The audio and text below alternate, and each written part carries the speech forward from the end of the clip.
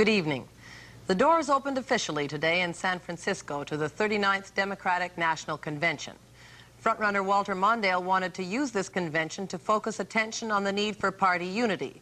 But this past weekend, in a badly handled attempt to oust the party chairman, he focused attention instead on his own questionable political judgment. But after Wednesday's vote, that fumble will be the least of Walter Mondale's worries. As the November vote approaches, he must find not only new voters, but win back much of the traditional Democratic support already stolen by Ronald Reagan. Susan Reisler reports on the uphill campaign. And we are ready to lead. San Francisco, day one of the Democratic National Convention. Walter Mondale and Geraldine Ferraro welcome an enthusiastic throng. The mood here is decidedly upbeat. The Democrats are trying to rebuild their old winning coalition, and Geraldine Ferraro is a key tool in that strategy. She must win back those Democrats, the blue-collar workers and the independents who voted for Ronald Reagan last time.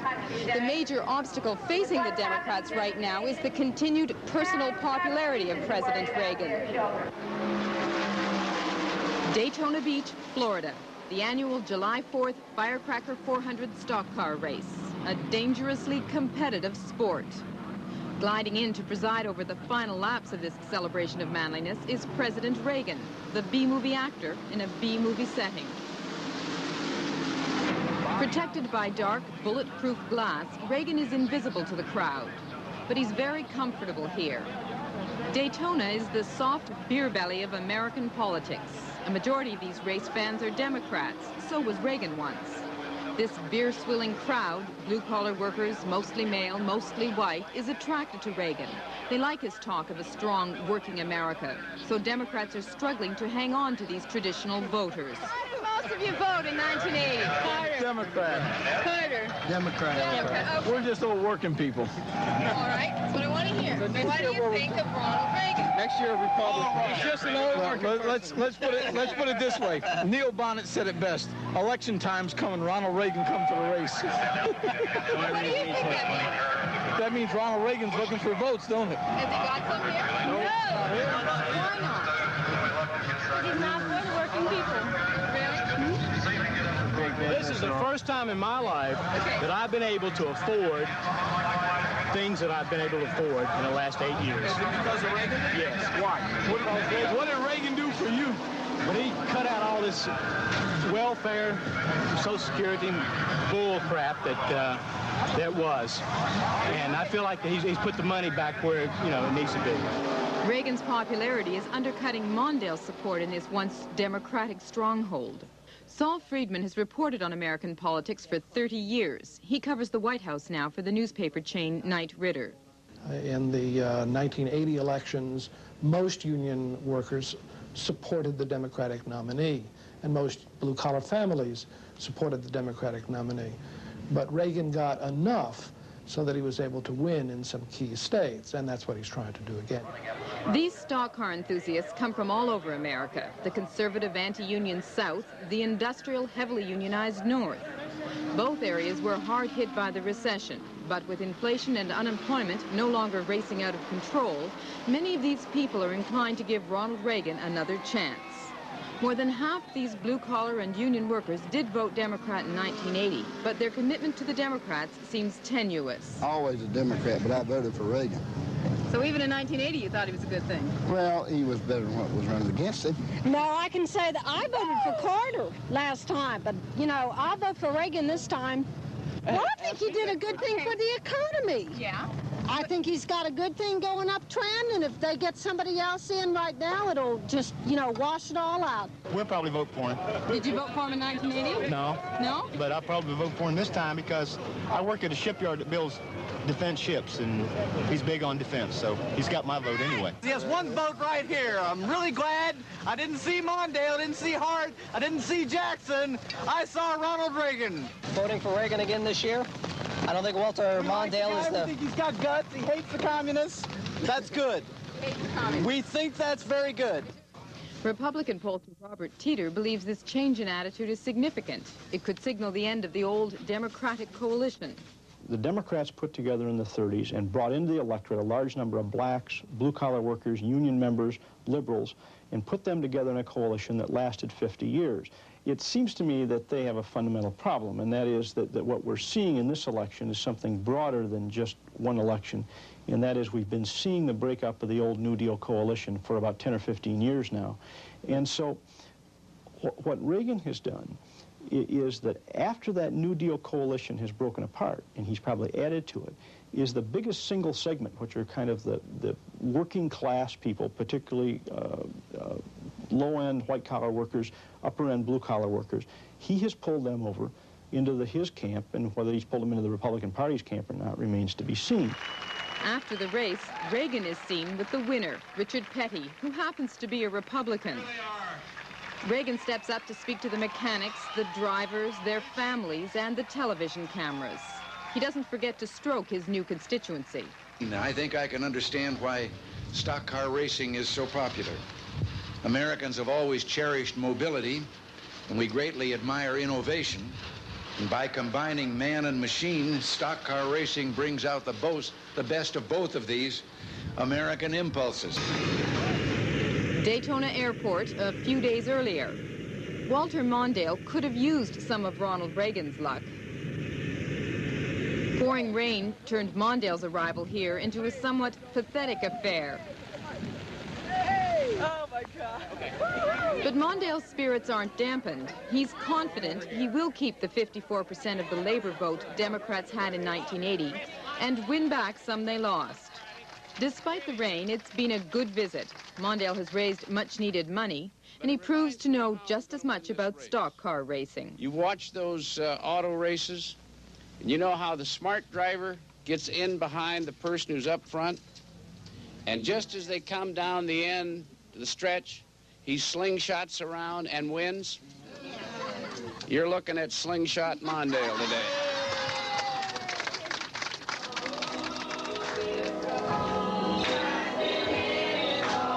Mississippi, still the poorest and the blackest state in the nation. Here, as in the rest of the country, a majority of blacks have been untouched by Reagan's economic recovery.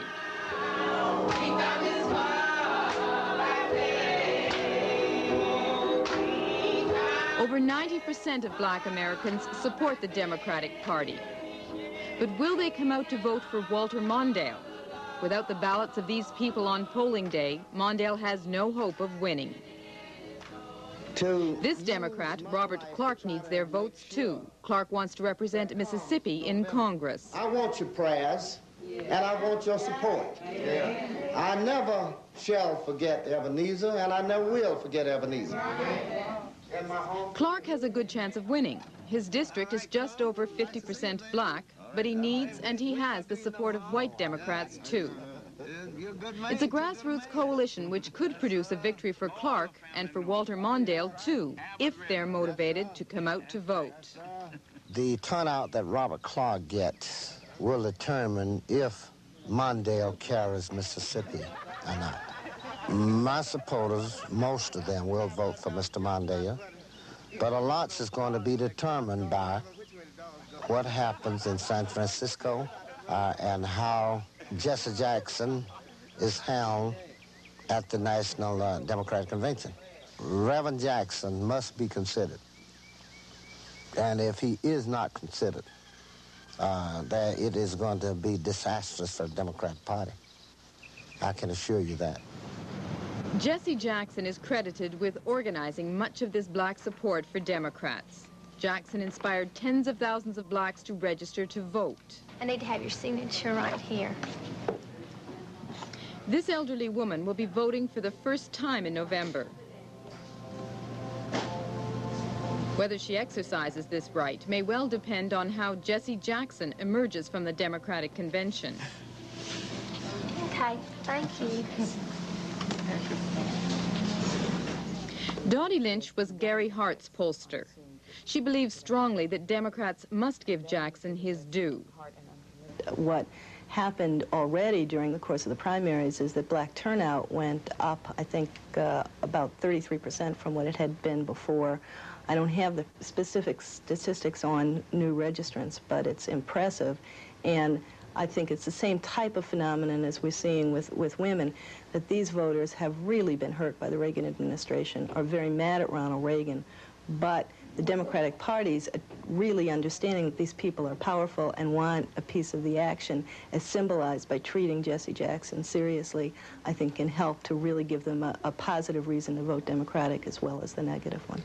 There's never been any doubt in my mind that Jesse Jackson has motivated and caused a substantial Democratic registration and will be able to generate a significant increase in Democratic turnout this fall. At the same time, I think that is going to be offset to some degree by an increase in Republican registration.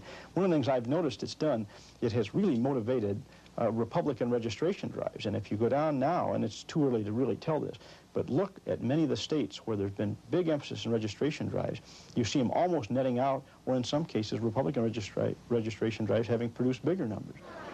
Miami Beach, Florida. The Democrats seem set to capture another group of unhappy voters, women. Last month, members of NOW, the National Organization for Women, gathered here for their annual convention. NOW represents over 250,000 women, a potent force if they vote Democrat.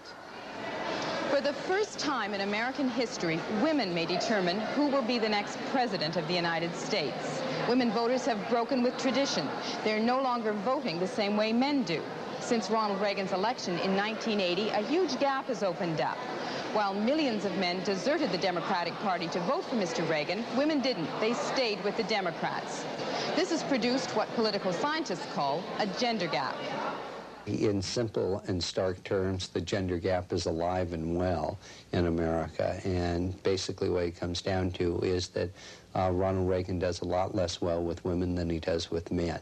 The question is, why does he do less well? I think there are probably two reasons behind it. One relates to sort of the whole use of force.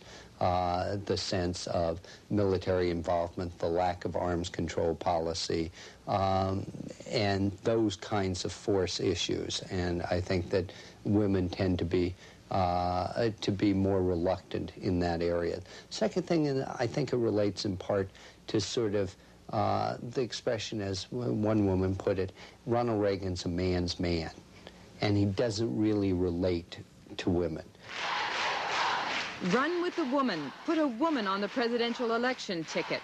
That was the rallying cry at this convention. Don't call me baby. Call me vice president. Geraldine Ferraro could be called vice president if the Democrats win the next election. The majority of women here wanted Mondale to pick Ferraro as his vice presidential running mate. And last week, in an historic decision, Walter Mondale did pick Geraldine Ferraro to run with him. I gotta say something. That's not bad for a Queen's housewife, huh? Ferraro is entertaining, but she also delivers some good political punches. Not everybody knew 17 years ago what a feminist was. The educational process was slow. Some people began to understand, but it took a president named Ronald Reagan to teach people that feminism is as American as apple pie. And for that and nothing else, Mr. President, I thank you. Exploiting the gender gap was always a key strategy for the Democrats. Now, with Ferraro on the Mondale ticket, that job will be easier. She and Mondale both will be stressing the fairness issue, the idea that Ronald Reagan has been a rich man's president whose policies have been particularly harmful to single women with families. In workshops, women listen to speakers condemn Reagan's economic and defense policies. Now President Judy Goldsmith led the attack. We know why we're here, and we know what the purpose of this gathering is. We know what our top priority is in 1984. And that priority is to get Ronald Reagan out of the White House.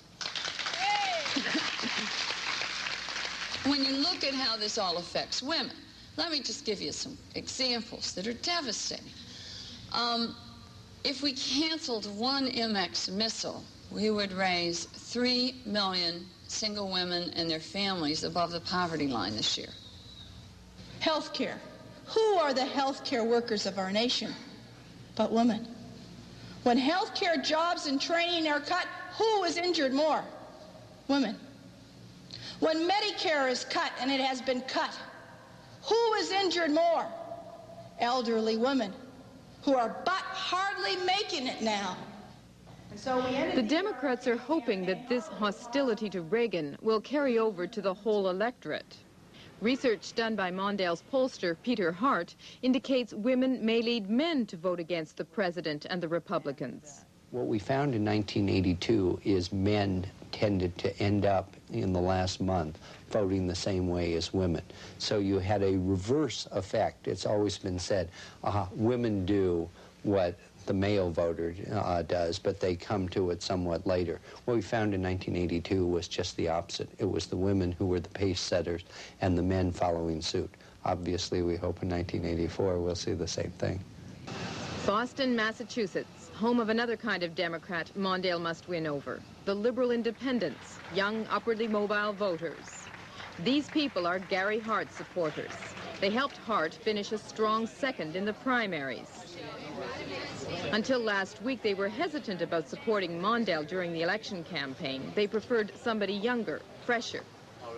By choosing a woman to run with him, Mondale may now have their votes. Polls show the affluent, in particular, supported the idea of a woman on the ticket. Gary Hart, though not the presidential nominee, presents his campaign achievements.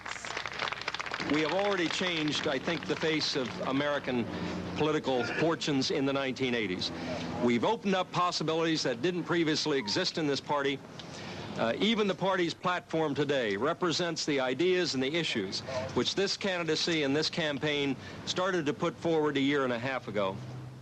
The style and the message of Gary Hart was very attractive to these Democrats. It's a style and a message Walter Mondale is being advised to adopt.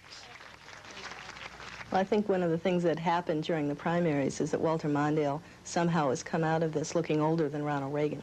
What Mondale has to do is, number one, show that he understands the results of the primaries.